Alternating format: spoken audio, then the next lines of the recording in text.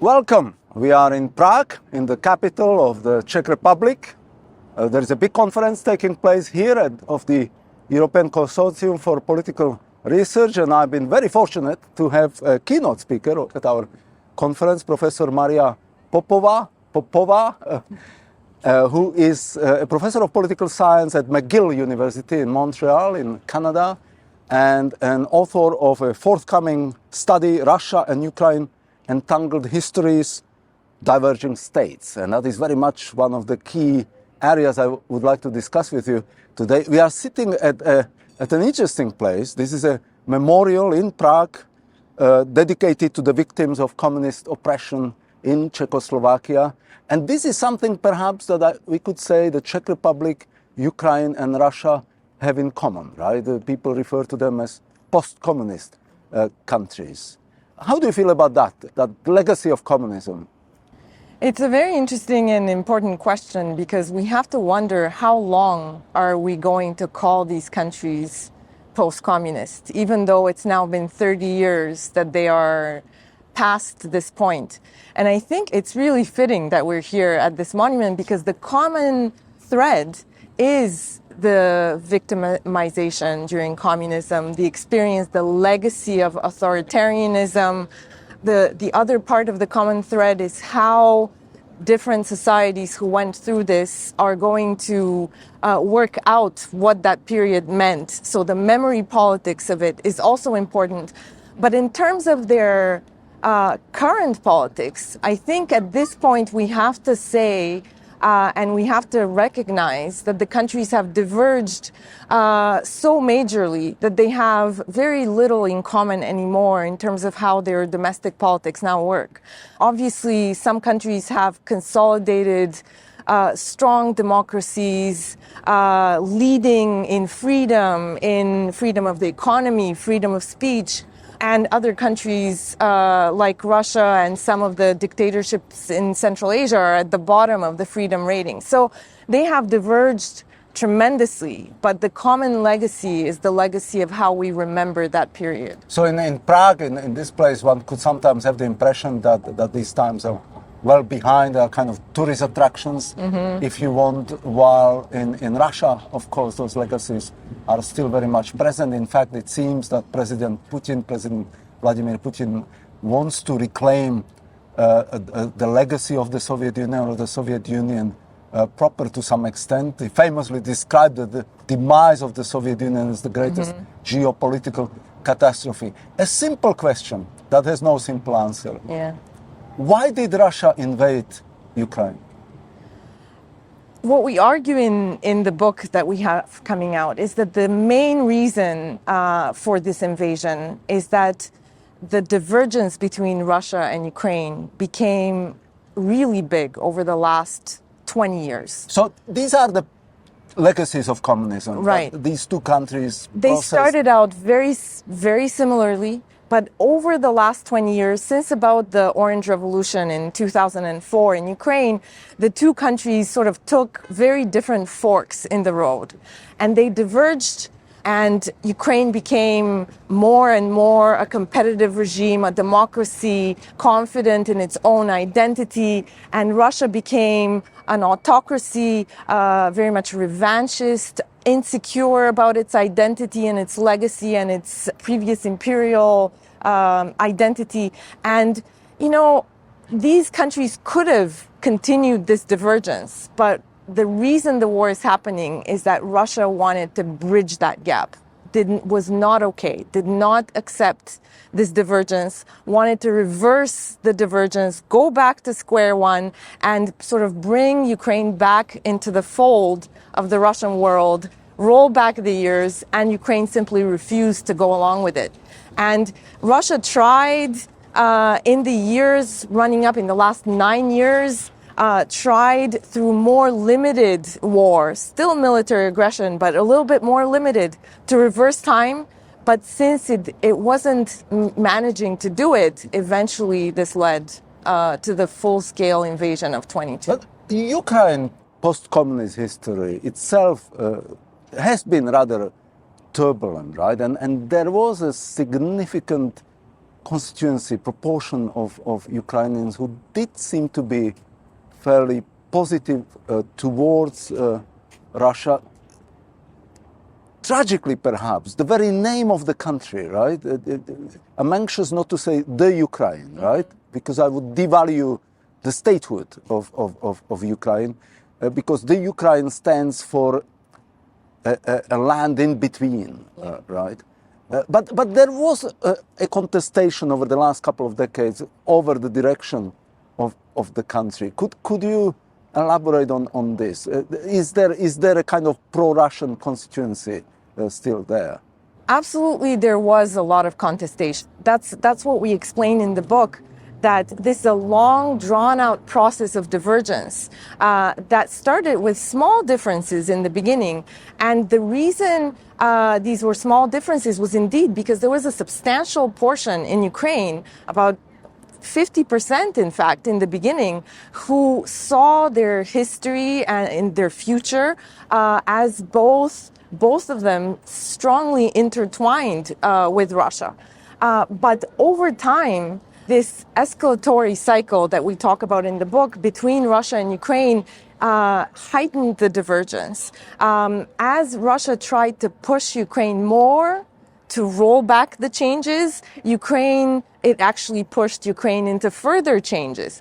And so what we observe in the last 30 years is really the development of an identity within Ukraine that sees Ukraine, that is committed, a civic identity that's committed to the Ukrainian state and its independence, and is initially, they were thinking that they could have this independence and still be on friendly terms with Russia, friendly but separate. Over time, as Russia pushed more and more, Ukrainians pulled away more and more, and dwindling proportions of Ukrainians were still holding on to this idea that Ukraine and Russia belong together. And as this decreased, it heightened Russia's appetite to actually grab it through other means, and now it's trying to do it through military aggression, but it's trying to roll back this identity that has formed over the last 20, 30 years when really in this competition between the pro-Russian version of Ukrainian identity and the distinctive European identity of Ukraine as the other version, the European identity has been slowly gaining consensus. So we have talked a lot about Russia and its unease about Ukrainian ambition to be a sovereign independent state, to integrate within Western structures. We might also need to talk about NATO at some point, but focusing on the European Union. Like we hear a lot now from the leading actors within the EU. Charles Michel says that Ukraine is Europe, Ursula von der Leyen, right? I wonder to what extent Ukraine idea of Europe and European unity is compatible actually with the EU that we now have. I see potential for tension there as Ukraine is fighting for national independence, for sovereignty. Like borders matter. Like there is a bloody war going on between Russia and Ukraine over borders. And yet, until quite recently, most scholars of European integration thought of the EU as a kind of post-sovereign entity in which borders no longer play such an important role, in which sovereign nations no longer play such an important role. How do Ukrainians think about their state, their nationhood, and Europe in that context? And I realize it's difficult to generalize like this. It's a good question, because I see the tension is there on an analytical, conceptual level. But I think right now Ukrainians don't see that tension, because right now the focus is existential for them. Yes. They have to win this war, and not only is Europe and the West helping them, and of course that leads them to identify with Europe as the West as the ones who are going to save their statehood. But in addition, what the type of state that they want to have and they want to save from Russian annihilation is a democracy. It wants to be a Western, they want to be a Western state. And they realize that unless they achieve this integration, and if they are left out of the West as a buffer, as a bridge, Russia's ambition will never end because Russia will come back later. So that's why for them it's existential not only to keep their statehood, but to make sure that their state is in Europe and in the West in order to send the signal to Russia that they lost, it's over. So when and how can Ukraine become a full member of the European Union? And is the security question that, from my perspective, only NATO can adequately address going to hinder Ukraine's European ambition? It's going to be very complicated because even though there is significant overlap between the EU and NATO, there are still two different organizations with the obvious difference that the US is a member of NATO, and so the US's opinion there counts more than within Europe. And within Europe, we have different drivers of European integration. So it's going to be very complicated for both the EU and NATO and Ukraine to figure out at what tracks Ukraine is going to go. But I do agree with you that it is essential for Ukraine to be a member of both. It's not going to be enough to be integrated into the EU to stave off any future Russian aggression. For that, they need to be in NATO. On the other hand, the criteria to be in the EU are in many ways more onerous than the criteria to be in NATO.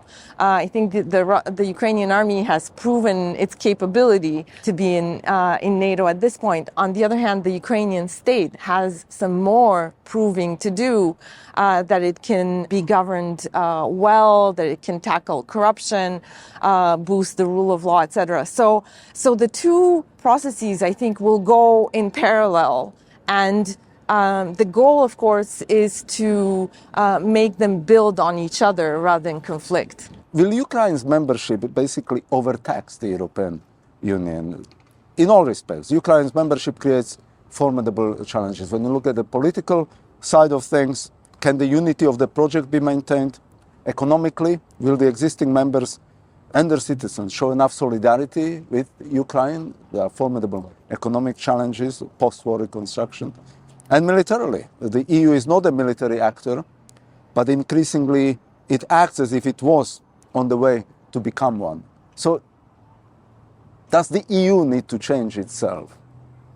The EU probably does need to work through the idea that this is incorporating Ukraine in some ways is existential for the EU as well.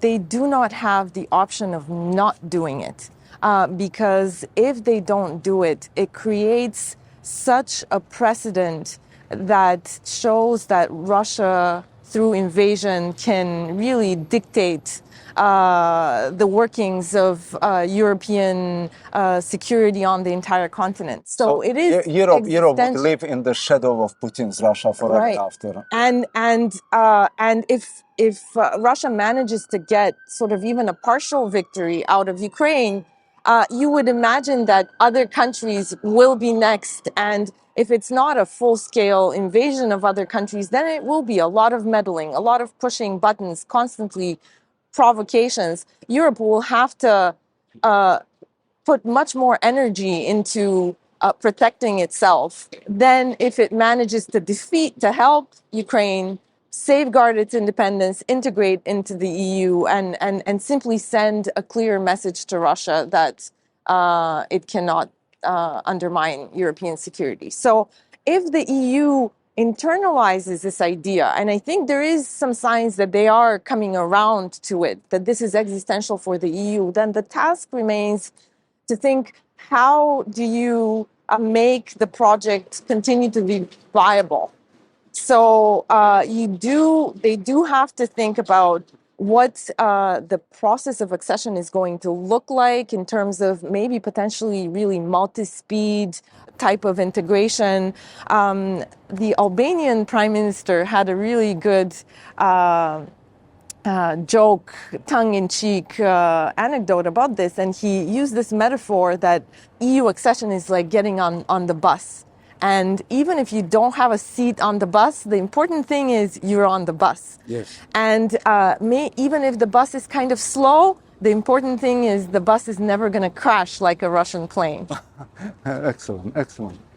Do you believe that the EU needs to become a more credible actor internationally and then in relation to Russia?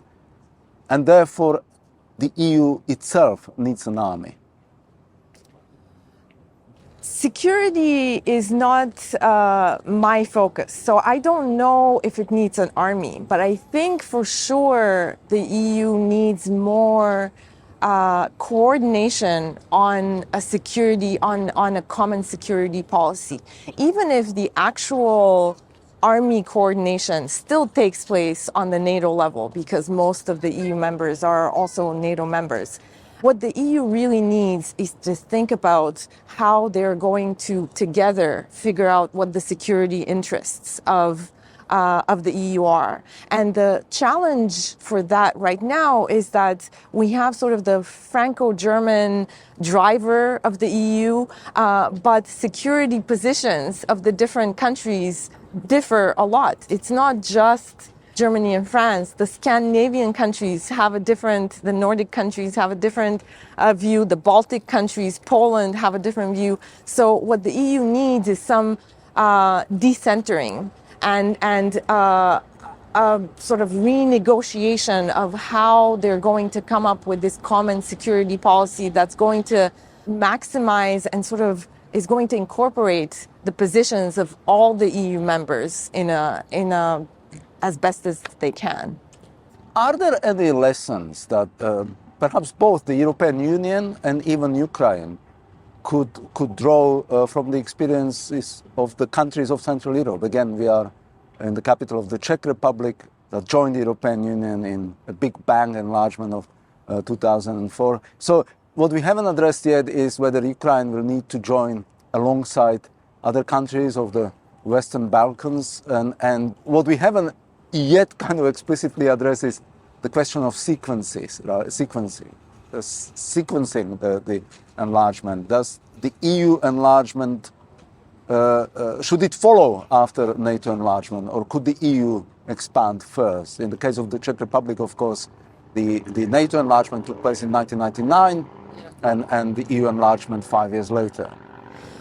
It's very good and very complicated question, and I think the sequencing will depend in some ways on how quick Ukraine is at proving that it is meeting the benchmarks. One thing, since you mentioned learning from Central Europe, one thing that I think is important for people to keep in mind is that when Central Europe started the EU accession process, they had much younger democracies than Ukraine has right now.